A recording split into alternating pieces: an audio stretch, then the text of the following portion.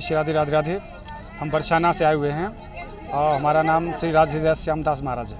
महाराज जी, भागवत कथा का आयोजन किया गया है, क्या कुछ प्रोग्राम है? जी, यहाँ पर ये हमारे भाई साहब हैं, प्रभु जी हैं, ईश्वर दयाल जी। इन्होंने यहाँ पर अपने पितरों की मोक्ष की प्राप्ति हेतु ये भागवत का आयोजन किया है इन्होंने, और सुख शांति के लिए।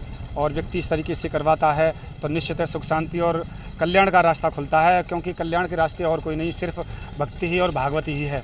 अगर व्यक्ति भक्ति पे चलता है तो भगवान को पा लेता है। पितरों का कल्याण तो बहुत छोटी बात है जी। तो कितने दिन की भागवत कथा? ये 7 दिन की होती है। हमारे यहाँ ये वैदिक मर्यादा है कि भागवत कथा 7 दिन की होती है, और 7 दिन में व्यक्ति भगवान को पाने का एक बहुत बड़ी सरल रास्ता बताया गया है कि इस तरीके से अगर अनुष्ठान व्यक्ति करता है तो 7 दिन में मोक्ष प्राप्ति का एक कारण बहुत अच्छा रास्ता है भगवत प्राप्ति का, भागवत कथा अनुष्ठान। तो महाराज जी, जैसे भागवत कथा से पहले एक शोभा यात्रा भी निकाली गई, इसका क्या महत्व है? जी, शोभा यात्रा इसलिए निकाली जाती है कि भगवान के ये दर्शन करने हेतु, और कि यहाँ पर लोग आए निमंत्रण देने के लिए, और दर्शन शुभ जो भी काम करते हैं हमारे यहाँ भगवान का नाम लेकर करते हैं। भगवान का जैसे मंगल करते हैं उसी तरीके से शोभा यात्रा एक हमारी भगवान का मंगल, और जिससे लोग आकर निमंत्रण होता है और सभी लोग उसमें देखते हैं और कथा सुनने के लिए आते हैं। एक संदेश भी जाता है और मंगल स्तुति भी है भगवान की, दोनों ही कारण है ये शोभा यात्रा का मतलब।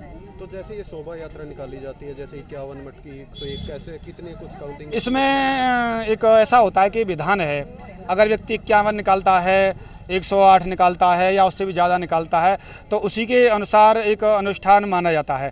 जितना बड़ा अनुष्ठान करेंगे, जितनी बड़ी आपकी साधना होगी, उतना ही पुण्य की प्राप्ति होगी और उतना ही भक्ति मार्ग पर आप प्रशस्त होंगे।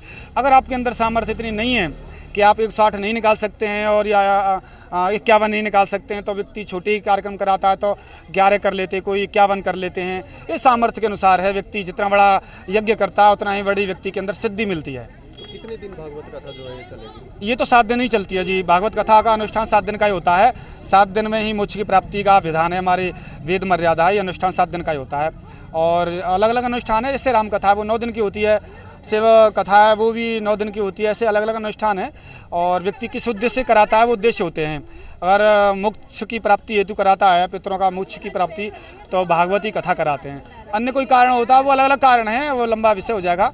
यही समझिए कि भागवत कथा 7 दिन की ही होती है। तो जैसे भागवत कथा होगी तो आसपास के लोग इसमें कैसे भाग ले सकते हैं? उनको ऐसा होता है कि अगर व्यक्ति जिज्ञासु है तो उनके लिए निमंत्रण पत्र भी दिए जाते हैं, जगह जगह बैनर छपवाए जाते हैं, निमंत्रण दिए जाते हैं, और शोभा यात्रा के माध्यम से अपने रिश्तेदारों को फ़ोन के माध्यम से और उनको निमंत्रण भेजने के बहुत से रास्ते हैं आजकल।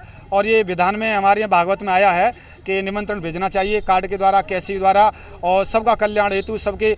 अगर व्यक्ति जितना निमंत्रण भेजेगा, जितने लोगों को बुलाएगा, उतने ही व्यक्ति को पुण्य की प्राप्ति होगी, क्योंकि उतने ही लोग सुनेंगे, उतने ही लोगों को पुण्य की प्राप्ति होगी और उतना ही आप लोग आगे बढ़ेंगे। क्योंकि आपके माध्यम से एक यज्ञ कराने से इतने लोगों का कल्याण हो रहा है, तो उससे ज़्यादा बढ़कर कोई और रास्ता नहीं है जी। भाई, मेरा नाम संजीव है। संजीव जी, भागवत कथा का आयोजन किया गया है क्या? प्रोग्राम ऐसा है जी, ये 23 तारीख से लेके 30 तारीख तक भागवत चलेगी। 30 तारीख को भंडारा है, और भगवान कृष्ण ने जो गीता को उपदेश दिया था लोगों को, वो पहुंचाने का एक माध्यम है। और हम सनातनी हैं, और गर्व से कहना चाहिए हम सनातनी हैं। आगे बढ़ के आना चाहिए और गर्व होना चाहिए, क्योंकि सनातन में से ही अन्य धर्म निकले हैं। अपने धर्म के ऊपर, अपने कर्म के ऊपर निष्ठा भाव होनी चाहिए। और आज हम भगवान को आशीर्वाद लेके आए हैं। सभी आप देख पा रहे हो, माताएं, बहनें, अपने सारे परिवार के लोग आशीर्वाद लेके आए हैं कि 7 दिन परिपूर्ण अच्छे तरीके से भागवत कथा हो। 1 से 4 बजे का टाइम रखा गया है, और मैंने पहले भी निमंत्रण डाले हुए हैं, और मैं फिर दोबारा आपके चैनल के माध्यम से सभी देशवासियों को निमंत्रण दे रहा हूँ। बालाजी कॉलोनी गली नंबर 3 में आप पहुँचिए, और एक यज्ञ हो रहा है, उसमें एक आहुति डालने का काम करिए।